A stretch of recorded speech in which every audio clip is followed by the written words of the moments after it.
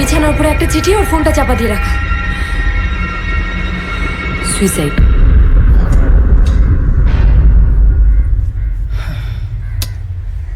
Sad. বোকার মতো suicide কেন? না, আসলে ছেলেটাই ওকে বিয়ে করতে চায়নি। জ্যাসমিন আমায় মিথ্যে বলেছিল।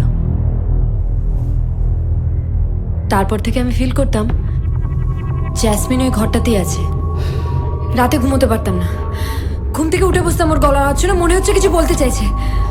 একদিন হঠাৎ ঘুম ভেঙে গেল, দেখি পায়ের কাছে পেছন করে বসে আছে জ্যাসমিন, কাঁদছে।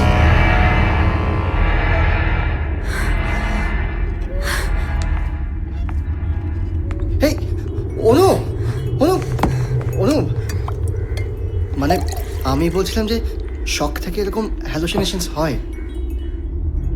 আমি হস্টেল ছেড়ে দিলাম, বাড়ি ভাড়া নিলাম।